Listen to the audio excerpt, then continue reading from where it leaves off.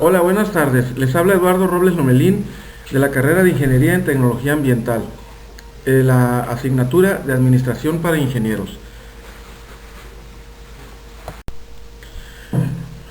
En esta ocasión, y viendo la problemática ambiental del relleno sanitario en Hermosillo, Sonora, en donde por malos hábitos y consumismo exagerado de la población, y además sumándole la incultura ambiental de las sociedades actuales, han proliferado una gran cantidad de rellenos sanitarios en todo el país, igual que el de aquí, sin estar normadamente construidos y mucho menos operando. Esto ocasiona una gran cantidad de problemas ambientales, generación de gas metano incontrolado, incendios, generación de lixiviados y muchas situaciones adversas a las cuestiones ambientales y a la sustentabilidad. En el tema de controles e indicadores, que es lo que estamos viendo en esta materia, en esta etapa, vemos la cuestión de metas y objetivos. ¿Cuáles son los objetivos generales? Para esta ocasión, reconstruir y adecuar el relleno sanitario de Hermosillo, de tal manera que se cumpla cabalmente con la norma 083 semanal 2003 y además sea pues autosuficiente para generar su propio biogás, controlar sus lixiviados y producir su propia energía eléctrica, para que así opere de manera constante y sin costo hacia el municipio una caseta de vigilancia, su alumbrado perimetral y campamento de trabajadores para comedor y pernocta.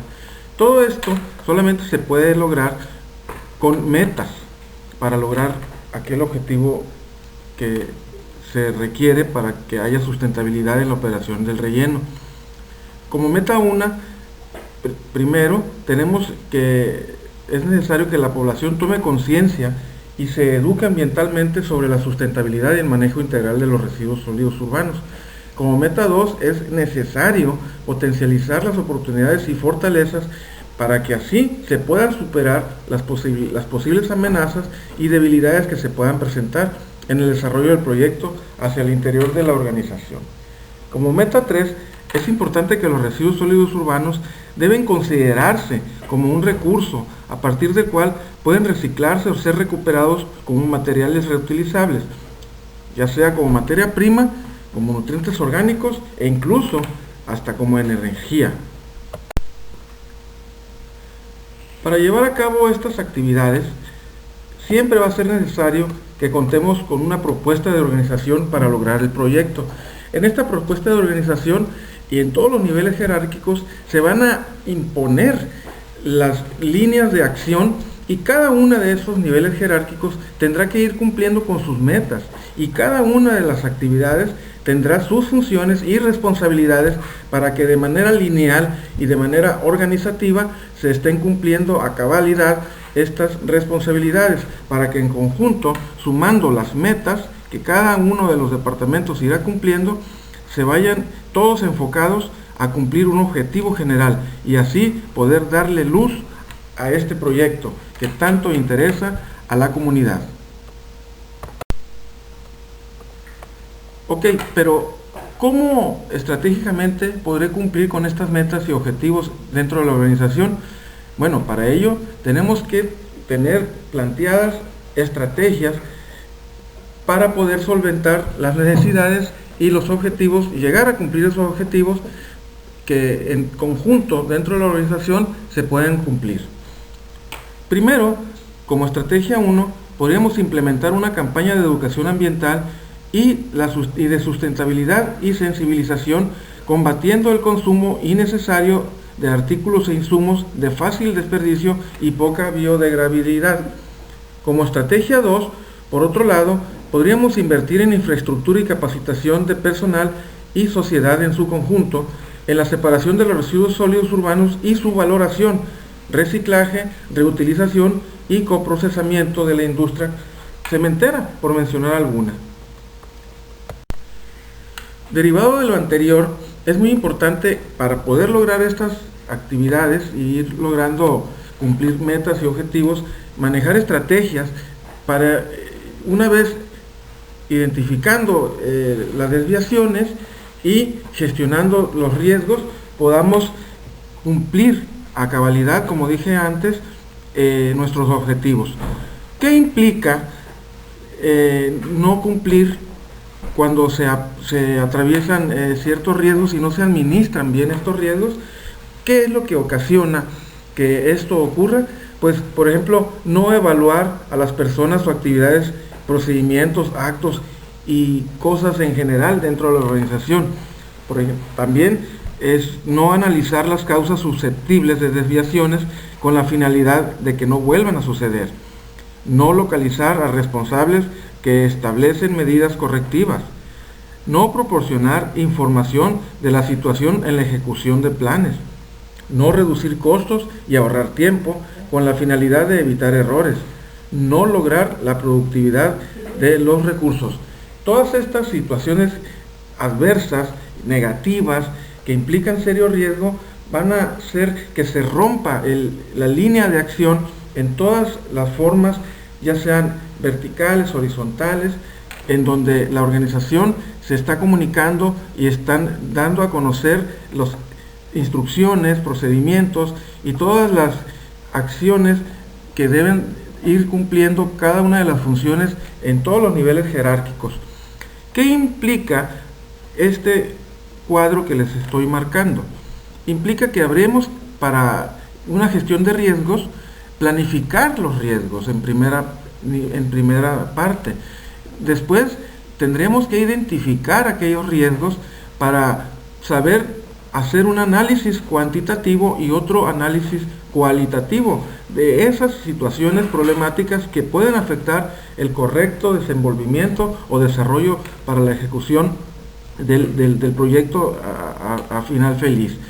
¿Qué es lo que ocurre cuando analizamos cualitativa y cuantitativamente esta situación? Determinamos si es significativo o no. Si no es significativo, los riesgos no van a ser prioritarios, simplemente van a ser supervisados.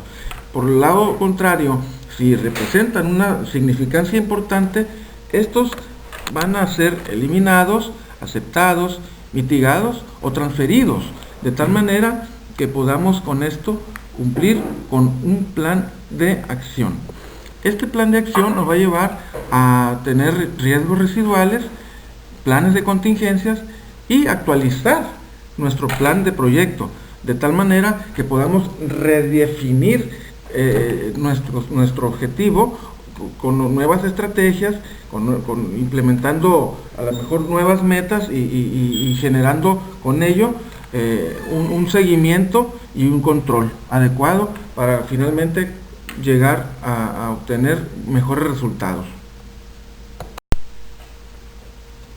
También tenemos como esta continuidad en esta presentación las técnicas de control de las actividades para poder medir el cumplimiento de los objetivos y metas del proyecto ambiental. Dentro de estas técnicas de control podemos hablar de las técnicas contables, los cuales actúan básicamente sobre los presupuestos y dan una idea de las desviaciones que les platicaba hace unos momentos en términos de dinero cuando se ejecuta un presupuesto para un servicio o un producto. Todo esto tiene que ver dentro de estos técnicas contables, pues claro, un ciclo presupuestario en donde se hace un balance, una caja general, como lo podemos ver en la lámina, en donde existe la regla T del debe y haber. En este caso existe una administración efectiva contable que fácilmente lleva a que al detectar una desviación, estas puedan ser corregidas, eliminadas y llevadas hacia una nueva forma de actuar. Continuando con estas técnicas de control de las actividades para poder medir el cumplimiento de esos objetivos y metas en el proyecto ambiental, tenemos también las técnicas contables mediante auditorías y las técnicas no contables. Entre las técnicas no contables se refieren a la revisión de la manera en que se hacen las actividades y que repercuten en tiempos y finalmente en credibilidad de las empresas. En las contables, como las auditorías, estas tienen el propósito de verificar que lo declarado se lleve a cabo. Así sean actividades con respeto al tiempo y el seguimiento de ciertas formas de trabajo, que son también conocidas como procedimientos, hasta los gastos que se han generado hasta el momento de hacer la auditoría. Un ejemplo de estas técnicas puede ser las técnicas que se utilizan y se llevan a cabo mediante el diagrama de Gantt.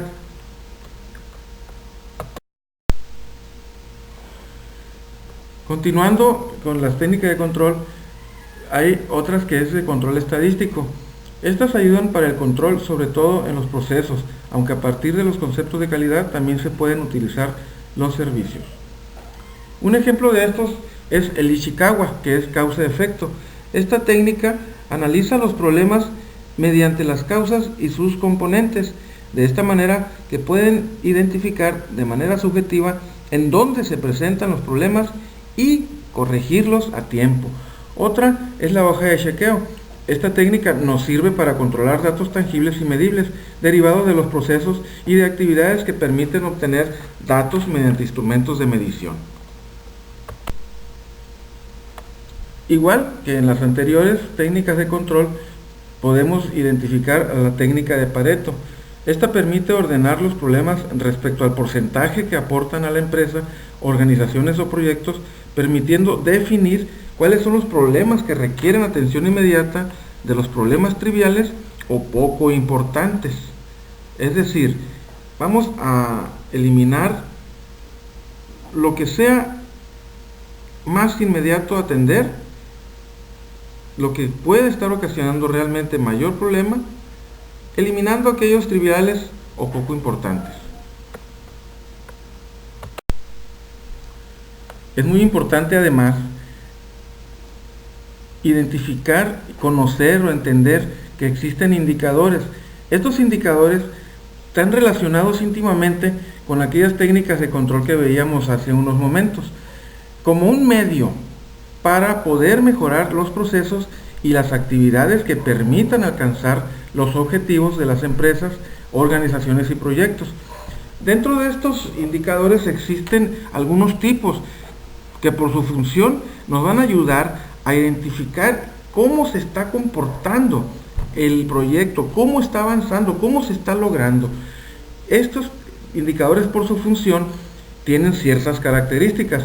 Vamos a ver un ejemplo. Por ejemplo, un indicador de eficiencia. Yo quiero medir la eficiencia de la segregación de los residuos sólidos urbanos desde su fuente.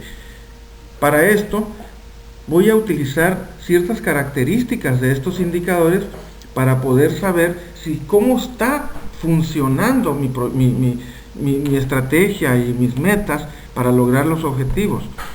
Estas características puede ser la exactitud, que me da una unidad y cálculo. Esto son servicios exitosos sobre servicios programados.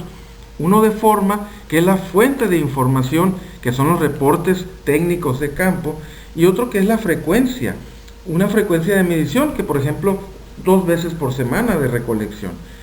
Otro sería uno de integridad y oportunidad en cuanto a la capacidad actual de equipo de recolección segregada y la capacidad potencial, que siempre va a ser superable. Tenemos ahora en esta lámina la medición en el control de gestión. Esto no es nada más que conocer las etapas de control de gestión, su planificación estratégica y el control de gestión, y pues identificar los indicadores. Estos representan una unidad de medida gerencial que permite evaluar el desempeño en una organización frente a sus metas, objetivos y responsabilidades con los grupos de referencia. Esto es un proceso administrativo que sirve para evaluar el grado de cumplimiento de los objetivos organizacionales previstos por la dirección de la organización. Como veíamos en las láminas anteriores, esos indicadores son muy necesarios para llevar a cabo los controles y poder medirse. En este caso, los tipos de instrumentos de medición y control como medio informativo hacia los niveles jerárquicos respecto a los avances del proyecto se van a llevar de cabo a nivel jerárquico y utilizándose instrumentos de control. En el operativo, por ejemplo, que es donde se realizan las actividades y las tareas, se controlan mediante el contacto personal, dependiendo de la personalidad de su supervisor, por ejemplo. Pueden emplearse reportes escritos y orales en lapsos de tiempo corto. En el nivel táctico, que es donde se supervisa, aquí se utilizan básicamente reportes escritos en donde se pueden observar el comportamiento de las empresas o proyectos a través de números y se estilan semanales o mensuales, dependiendo de los tiempos de los procesos o servicios. Por último tenemos el estratégico, que es quien dirige. Además de los informes periódicos, la alta gerencia utiliza reuniones con los supervisores, informes de auditoría global. La alta gerencia se apoya en la estadística para comprobar y comparar los resultados obtenidos contra los proyectados. ¿Y por qué digo la alta gerencia se apoya en estadística? Pues ya lo vimos en láminas anteriores, en donde hay controles estadísticos que sirven precisamente para ir midiendo los resultados. Hace un momento veíamos lo relativo a los niveles jerárquicos organizacionales. En este caso, en esta lámina les muestro la organización piramidal y lineal.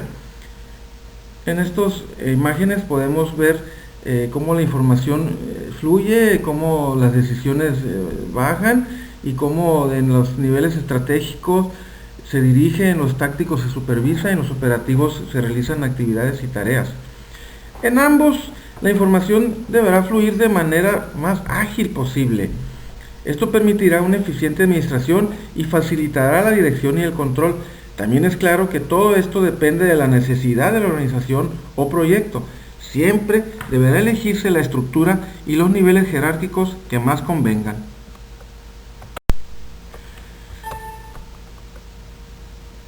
Ya a manera de conclusión, ante una problemática ambiental o de cualquier otro tipo, cuando en un proceso administrativo, en una organización, se plantean la consecución estratégica de objetivos y metas, estos se harán considerando los riesgos que se puedan presentar en un tiempo determinado, utilizando las diferentes técnicas para su medición, control y seguimiento puntual que se plasmarán en los indicadores que nos permitirán mejorar. Relacionado a esto definitivamente con las implicaciones que las estrategias, bien o mal ejecutadas, como medios para conseguir las metas y objetivos en el desarrollo e ejecución de lo planeado, lo cual dará la oportunidad de administrar esa organización, empresa o proyecto de una manera más eficiente.